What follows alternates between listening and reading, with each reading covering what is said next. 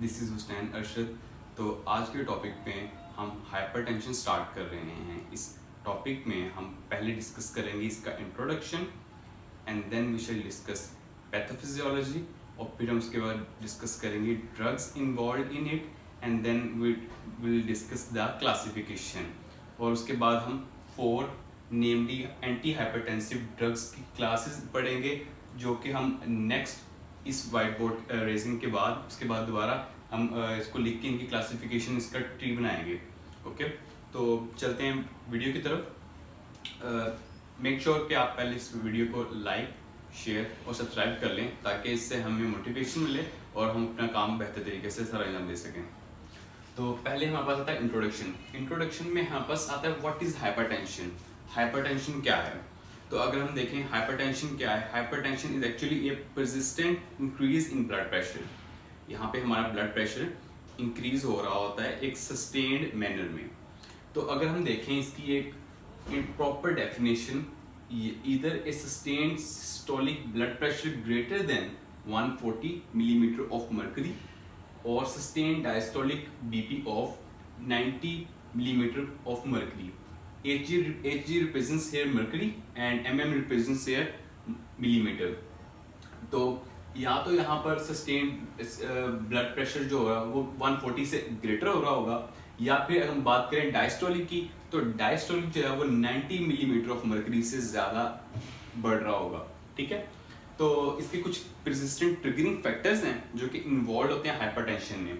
अगर इन फैक्टर्स की बात की जाए तो यहाँ इन्वॉल्व हैं साल्ट रिच डाइट, और उसके बाद इमीडिएट स्ट्रेस, जो कोई भी हो सकता है किसी भी सडन रिस्पॉन्स की वजह से, जिससे बॉडी पे इतना ज़्यादा स्ट्रेस आ जाए कि ब्लड प्रेशर इंक्रीज कर जाए। तो ये भी एक स्टेट होती है। इसमें हम अगर साल्ट रिच डाइट इस्तेमाल करें, उसके बाद हम परसिस्टेंटली हम स्ट्रेस के अंदर रहें, और अगर हम बीपी हमारा एलिवेट करता रहे और उसके बाद हमारा sympathetic nervous system over active करे, इसकी वजह से उसके न्यूरोट्रांसमीटर्स एक एक्सेसिव अमाउंट में रिलीज होते रहें, जो कि हमारी बॉडी के लिए बेनिफिशियल हरगिज नहीं है। अगर हम बात करें एसएनएस की, तो यहाँ पे मैंने इसका रेफरेंस देख के इस शॉर्टकट का बता दिया है कि SNS represents sympathetic nervous system.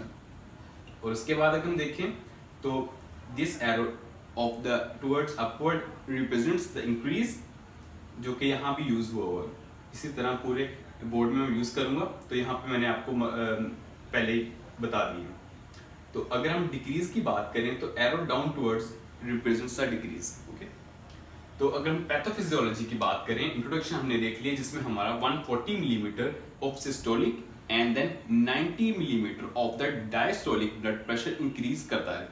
किस वजह से? साल्ट इनटेक, या फिर इसमें कई ट्रिगरिंग फैक्टर्स हैं, कुछ मैंने लिख दिए यहाँ पे।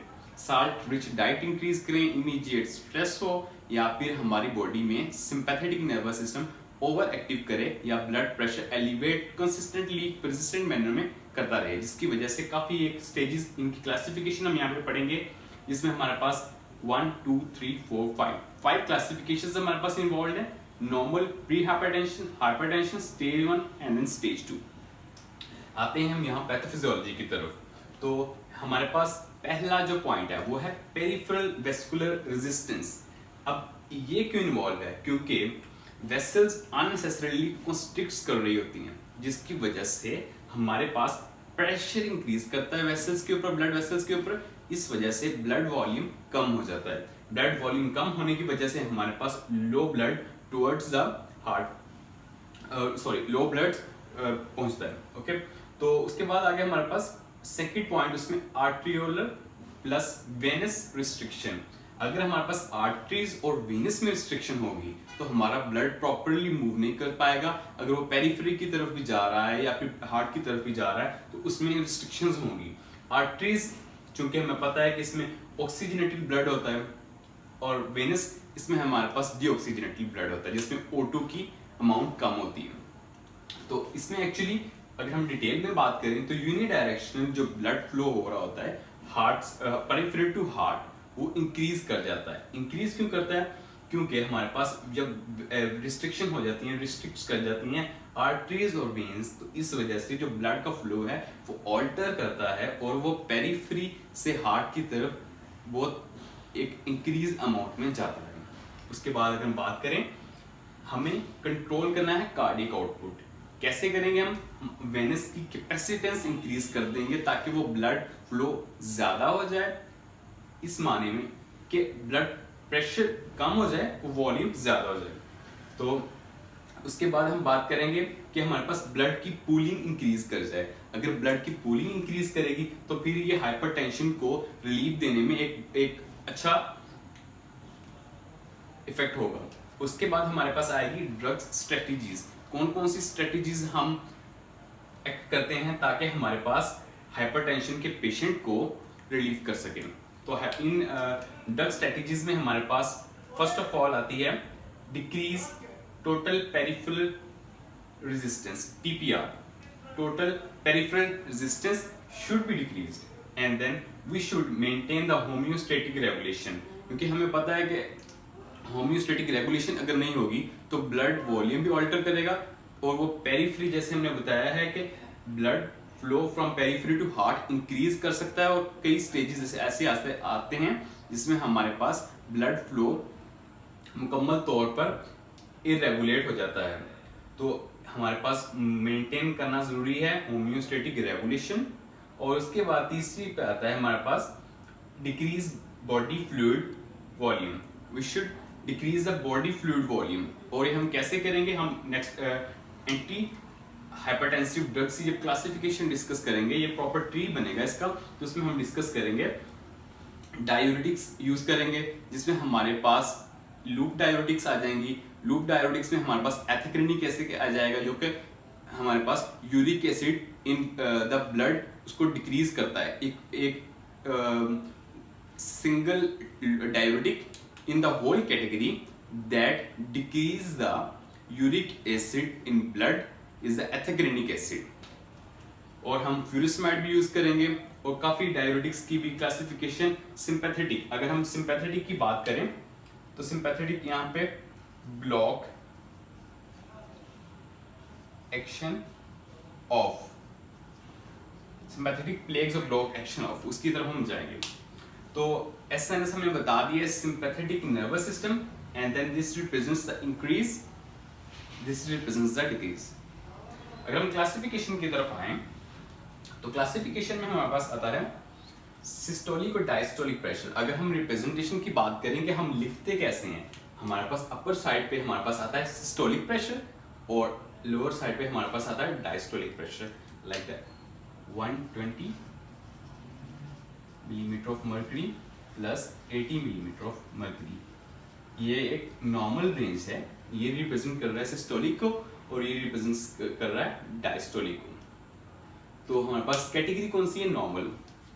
अगर हम मूव करें फॉरवर्ड तो हमारे पास आएगा 120 टू 135 बाय 80 टू 89। यहाँ पे हमारे पास मेडिकेशन कोई रिक्वायर्ड नहीं होती, क्योंकि हमारे पास लो साल्ट इनटेक और उसके बाद अगर हम calories of the patient decrease कर दें या फिर उसकी एक्सरसाइज की हैबिट्स को इंक्रीज कर दें, अगर वो एक्सरसाइज ज़्यादा करेगा, ओबेसिटी कम उसकी अगर हो जाएगी, और अगर वो अपने ब्लड प्रेशर को मॉनिटर करेगा, उसकी सस्टेनेबिलिटी को of the elevation of BP को कम कर देगा। अगर बीपी नॉर्मल करना है तो मेडिकेशन यहाँ पे कोई रिक्वायर्ड नहीं होगी, प्री हाइपरटेंशन, लेकिन इसको हम फिर भी कहेंगे।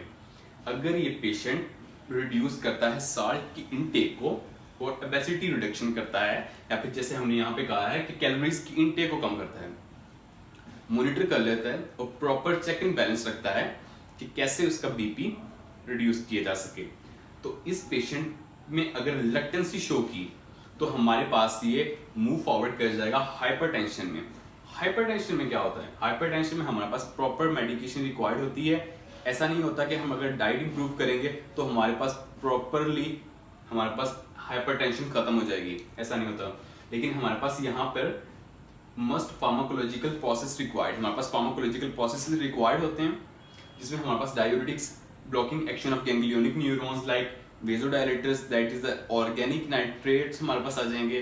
उसके बाद हमारे पास एंजियोटेंसिन एंटागोनिस्ट्स आएंगे जो कि एल्डोस्टेरोन की रास एक्टिवेशन वगैरह उनको एक्ट करेंगे, वहाँ पे जाके एल्डोस्टेरोन की डिक्रीज करेंगे ताकि न्यूरोट्रांसमीटर्स पे भी इफेक्ट हो और इस वजह से हमारे पास हाइपरटेंशन में एलिवेशन ऑफ बीपी ना हो।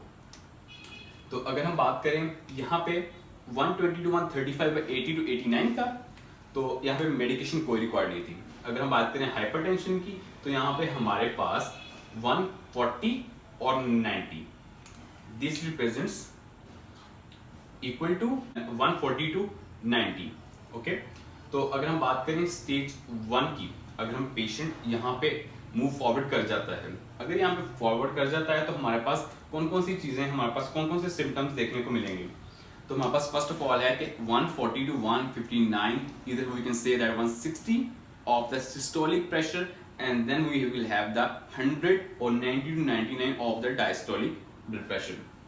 हमारे पास यहाँ पे अलार्मिंग सिचुएशन है, सीवियर हेडेक हो सकता है और डिफरेंट सिम्टम्स हो सकते हैं क्योंकि सिम्टम्स वेरी करते हैं person to person. It depends upon the severity and the check and balance that he keeping, if he is proper exercising और स्ट्रेस की वजह से हो रहा है या फिर किसी और चीज की वजह से हो रहा है तो उसके सिम्टम्स और होंगे। अगर उसकी कैलोरी इनटेक ज्यादा है तो उसके सिम्टम्स और होंगे, like that here things goes.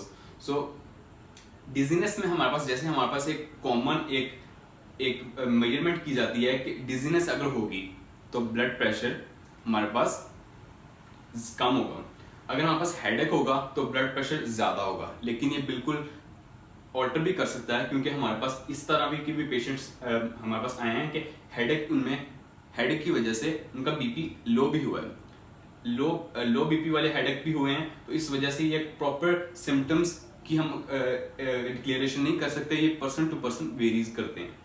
अगर हम मूव फॉरवर्ड करें, अगर पेशेंट मूव फॉरवर्ड करता है, अगर वो रिलक्टेंसी यहाँ पे भी शो करता है, यहाँ पे भी अपनी प्रॉपर मेडिकेशन रिक्वायर्ड नहीं करता, डायबिटिक्स नहीं लेता, वेजोडाइलेटर्स नहीं लेता और blocking action of the various neurons that involve ganglion वो नहीं लेता, या फिर एंजियोटेंसिन एंटागोनिस्ट नहीं लेता, अपनी प्रॉपर डाइट, साल्ट इनटेक और कैलोरीज इनटेक को मॉनिटर नहीं करता, तो हमारे पास ये मूव फॉरवर्ड कर जाएगा स्टेज 2। यहाँ पे हमारे पास angina, cardiac failure, heart failure any time can happen. So here stage 2, यहाँ पर हमारे पास क्या होगा 160 to 100 ऑफ द मिलीमीटर पर मर्करी इक्वल टू और ग्रेटर देन।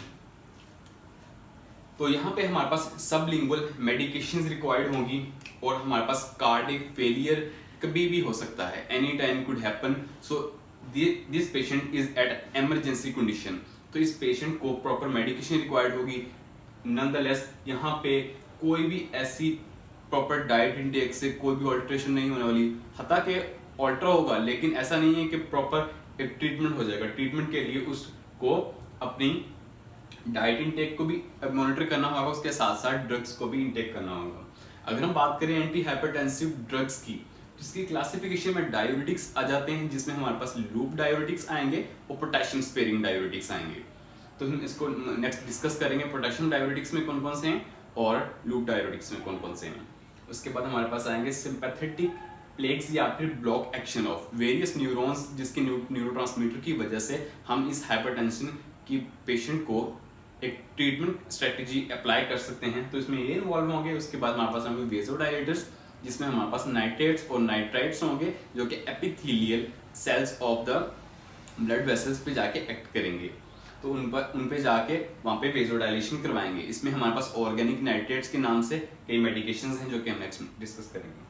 तो उसके बाद हमारे पास आएंगे एंजियोटेंसिन एंटागोनिस्ट। एंजियोटेंसिन एंटागोनिस्ट में हमारे पास रेनिन एंजियोटेंसिन एल्डोस्टेरोन सिस्टम को इनहिबिट करेंगे, जिसकी तो ये था हमारा पार्ट 1। नेक्स्ट पार्ट 1 में हमने बताया एंटी हाइपरटेंसिव ड्रग्स को डिस्कस करेंगे। तो अगर आपने इसका स्क्रीनशॉट लेना है तो इसकी मैं पिक्चर अभी पेस्ट कर दूंगा आपकी स्क्रीन पर, तो आप इस व्हाइट बोर्ड की भी पिक्चर ले सकते हैं। लेकिन आप मेक श्योर करें कि आप हमारे साथ कमेंट में अगर कोई क्वेरी है तो वो पोस्ट करें, ताकि हम उसका as soon as possible reply कर सकें। और thank you for watching. Make sure you like, share and subscribe this channel.